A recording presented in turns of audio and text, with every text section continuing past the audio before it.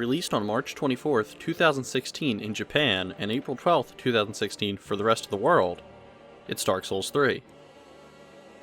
Dark Souls 3 is the fourth game in the Souls series and the third game in the Dark Souls series. It is once again developed by From Software and published by Namco Bandai.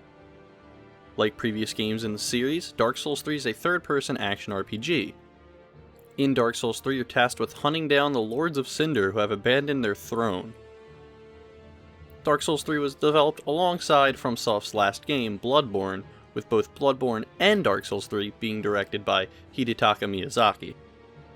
As a quick side note, all of this footage was recorded on the PC version of Dark Souls 3 at max settings, albeit at 30 frames per second. But now it's time to answer the question of, is it any good? Let's find out with The Good. Dark Souls 3 adds in a couple new features, or rather, old features that are new to Dark Souls. For instance, the magic bar from Demon Souls returns, but this time as a focus points or FP meter. It serves more or less the same purpose, but has added functionality through the weapon skill system. With certain weapons, you can press left trigger or L2, and you can perform a special attack that uses stamina and FP meter. Dark Souls 3 also added in an Ashen Estus flask to refill said FP meter. The amount of Estus flasks you can use are pooled between the standard Estus flask and the Ashen Estus flask, allowing players to customize to their heart's content, creating some fun resource management. With every Souls game comes a new change to the health system, and Dark Souls 3 is no different. This time when you are unkindled, you have 75% of your possible health. Use an Ember, succeed in co-op, kill an invader, or defeat a boss to become kindled. Once kindled, you gain that remaining 25% of health back, striking a nice balance between allowing the player to always have full health, and imposing some challenge, and also adding penalties for the player to face through dying without forcing them through difficult hurdles. One of the largest changes in Dark Souls 3 is the pace of combat. The combat in Dark Souls 3 is much faster than its predecessors. It doesn't reach Bloodborne levels of speed, but that's perhaps a good thing. Attacks are still slow enough that you need to commit to what move you've thrown out. You can now roll much faster and roll more times from the offset of your journey than ever before. In turn though, enemies are much faster. Bosses especially have an added speed boost. Compare the speed of the attacks from the Asylum Demon and the Taurus Demon to those of Iudex Gundyr and the Abyss Watchers.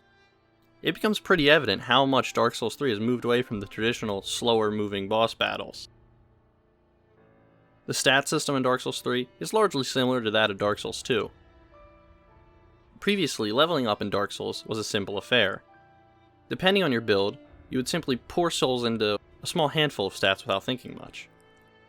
Dark Souls 3 actually makes the player think about what stats they're leveling. Players now have to balance health, stamina, equipment load, FP meter, and their spell stat depending on the build. This makes leveling up a much more thought-provoking and deep mechanic. Dark Souls 3 is also very accommodating to new players without alienating old fans. The game is much more linear in comparison to previous games in the series. No longer are new players thrown into Firelink Shrine with no idea of where to get to next. NPCs will continue to tell the player where to go regardless of how many times you ask, and many of the areas are designed in a way that's open enough to reward thorough exploration, but closed enough to push the player in the right direction. Speaking of the areas in this game, some of these areas are absolutely gorgeous. Irithyll, the Undead Settlement, and the Road to Sacrifices are just some examples of how great the art design in this game is. Dark Souls 3 also ushers in some small touches that round off edges and make things easier to use. Little things like holding down on the D-pad to go back to the first item you've equipped in the quick use item slot, or bringing in Bloodborne's password system for co-op. As far as the PC port goes for Dark Souls 3, it's worked wonderfully for me. I asked around with some of my friends, and they've been having a great time with it too. For me, the game runs at 45 to 60 frames per second at max settings, and I have a fairly old GPU at this point.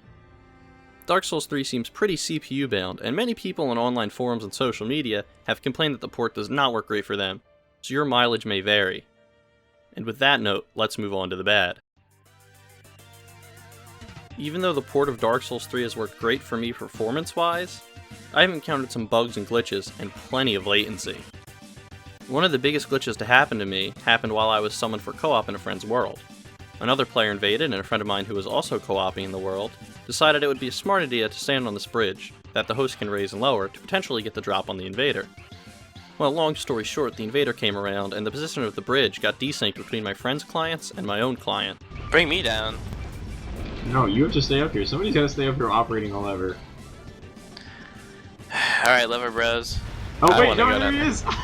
Seriously? Actually, yeah, in he's actually down there. He's actually down there. Oh my god, you guys are going back down. Yeah, Fuck you guys.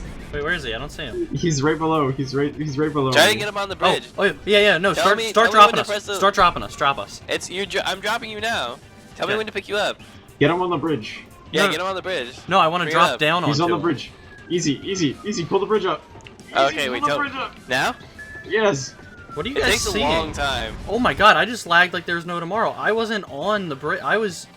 What the hell? Another problem I have with Dark Souls 3, and this is probably my biggest complaint, is that in many areas, the game incorporates a little too much fan service and too many callbacks.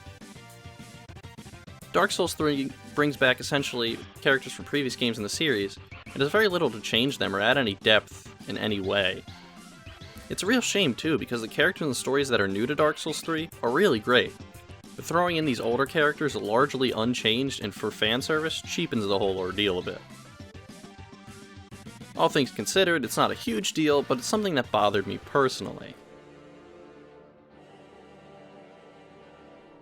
All in all, Dark Souls 3 is a wonderful note to cap the series off on.